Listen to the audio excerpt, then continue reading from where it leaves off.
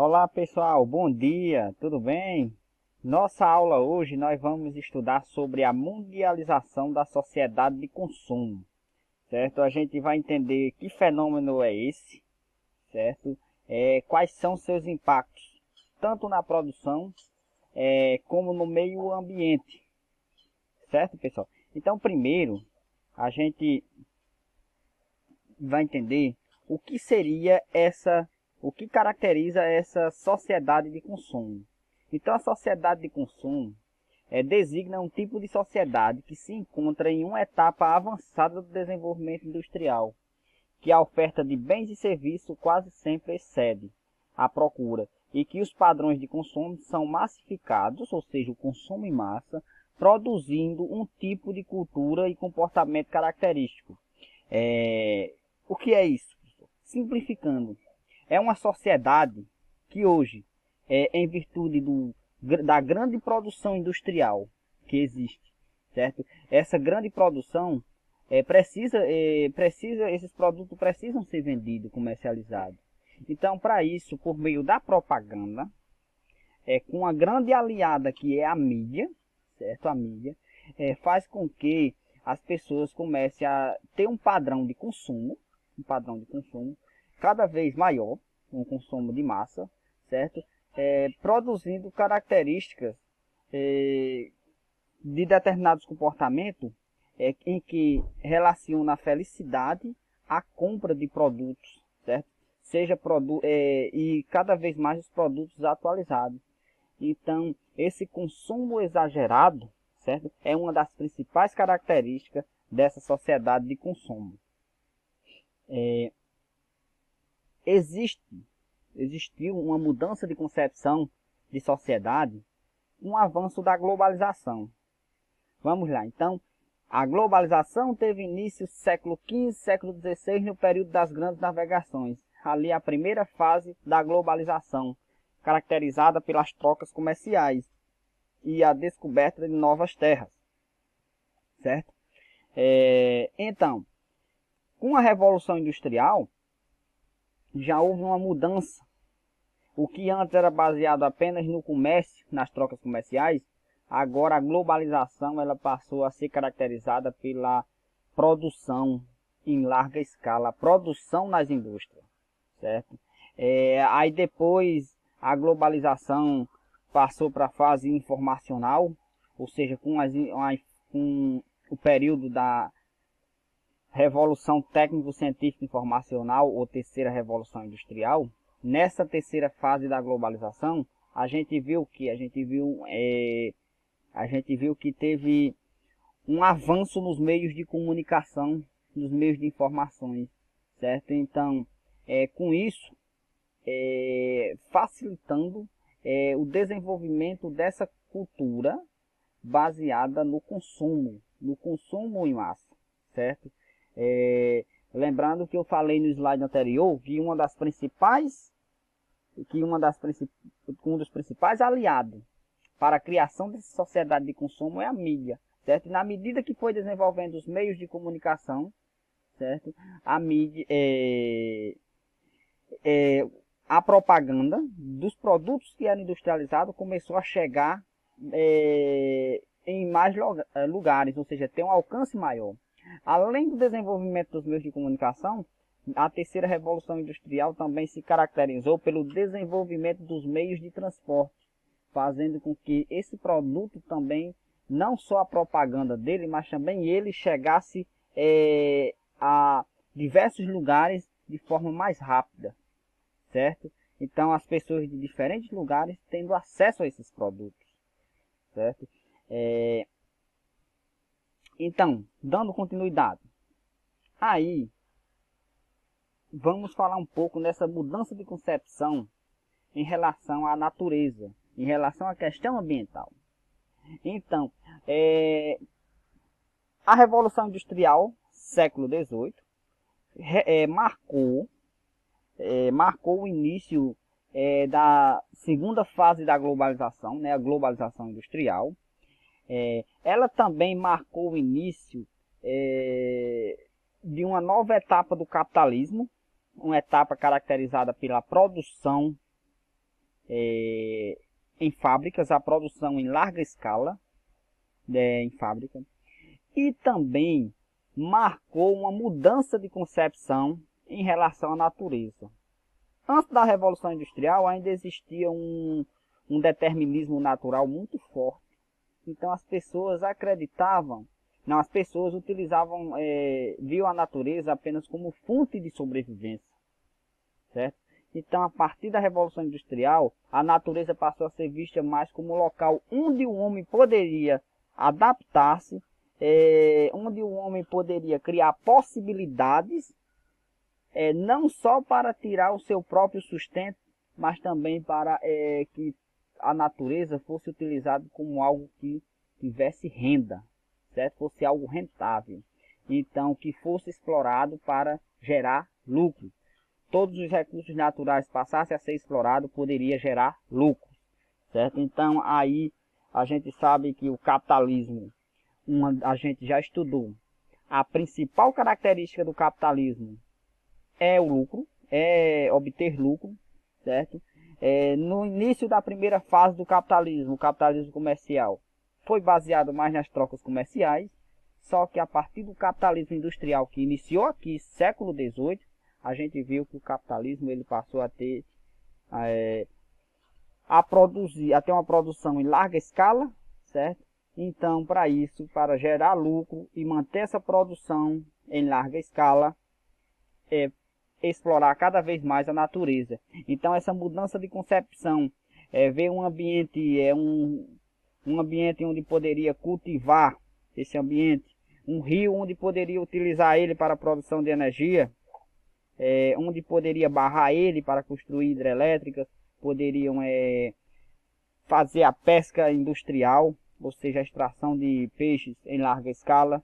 Então, uma rocha poderia ser utilizado para o comércio, para a produção, certo? Então, tudo da natureza poderia gerar lucro, certo? Então, aí começou, a partir da Revolução Industrial, um uso maior dos recursos naturais, causando uma degradação cada vez maior da natureza, certo? Uma degradação da natureza.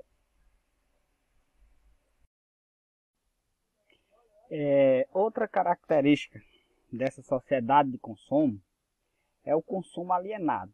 Na verdade, essa sociedade de consumo ou consumo em massa, ela é sustentada por um consumo alienado, certo? Segundo Karl Marx, o consumo alienado é uma forma de dominação. O que é que significa alienado? Alienado significa alheio, assim, certo? Então é uma dominação alheia ao consumidor. Então é quando uma pessoa passa a comprar excessivamente as coisas de que realmente não precisa. Muitas vezes passa uma propaganda de um celular, nova geração do Samsung, A20, A30, isso, aquilo outro. As pessoas já têm um celular, não precisam. Mas em virtude da propaganda, aquilo faz com que a pessoa seja instigada a trocar de celular. Isso acontece com os outros produtos também, seja com roupa ou aquilo outro. Ou seja, muitas vezes as coisas que a pessoa não está precisando, a pessoa passa a comprar de forma excessiva, caracterizando como consumo alienado, certo? Muitas vezes a propaganda veiculada pela mídia, ela é uma das principais percursoras dessa alienação ao consumidor. Olha só esse exemplo aqui. Esse exemplo aqui é bem prático, do dia a dia que a gente vive, né? Uma bolsa de R$1 é muito caro. A bolsa custa R$2, mas fica por R$1. Olha, o mesmo produto. Só a forma de que a propaganda foi feita faz com que o consumidor ele não vou comprar porque está na promoção. É aquela mesma coisa que existe. Aquelas mesmas coisas aquela promoção que tem, geralmente todo ano tem, é o Black Friday, né? Então o que acontece? Quando chega 2 meses antes daquelas promoções do Black Friday, o produto ele aumenta quase que o dobro do preço.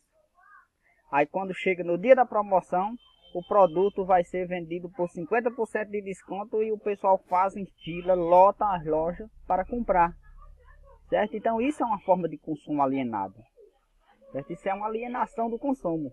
Por exemplo, um produto que ele custa R$ 50, 2 meses antes do Black Friday, ele passa a custar R$ 80 ou até mesmo R$ 100. Aí quando chega na promoção, aí quando chega no dia da promoção, é pela metade do preço. Ou seja, era o valor que o produto já existia, certo? Aí quando passa o dia, aí sobe um pouquinho, aí o produto às vezes não está saindo, aí quando chega ainda no início do ano, ainda tem aquele queima de estoque. Vai dar outro desconto no produto. Então isso é alienação do consumo, certo? A gente é instigado a consumir, certo? Por causa das propagandas que são vinculadas pela mídia, que incentiva as pessoas ao consumo.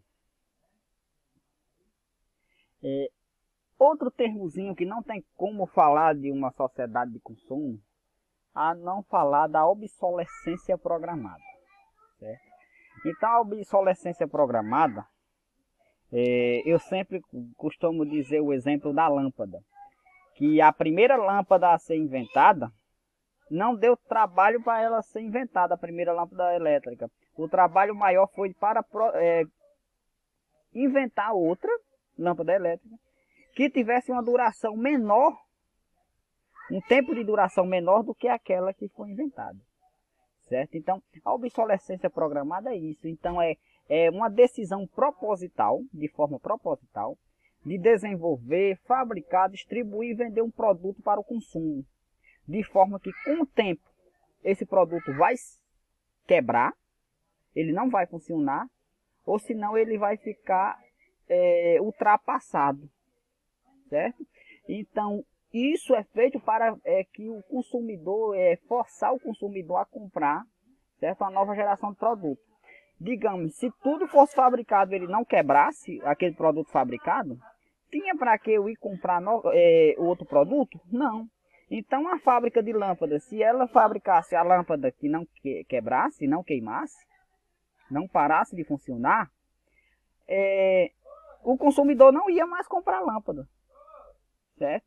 Então para isso existe a questão de forma proposital de fabricar esse produto para que ele quebre, ele tenha o tempo de duração dele, certo? Todo produto, seja de eletrodoméstico ou eletroeletrônico que você vai comprar, ele tem um tempo de garantia, que a fábrica dá esse tempo de garantia.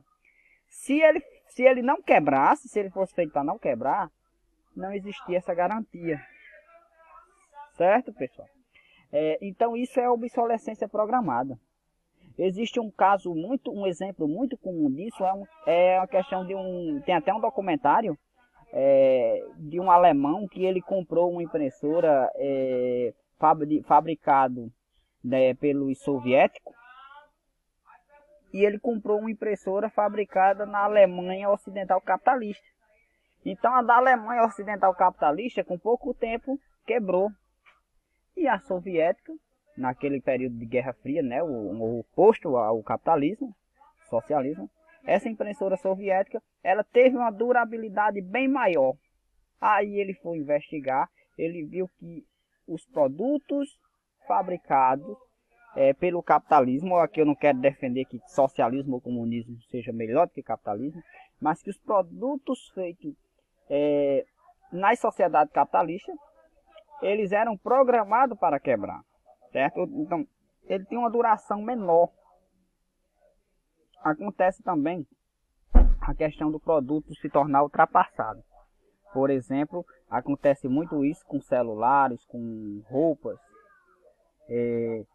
com carros, com automóveis, em que todo ano surge uma nova geração, e essa geração de produtos faz com que os que foram fabricados nos anos anteriores, eles sejam ultrapassados, fazendo com que o consumidor ele passe a comprar o produto de nova geração para se manter atualizado, se manter na moda, como se diz o dito popular, certo?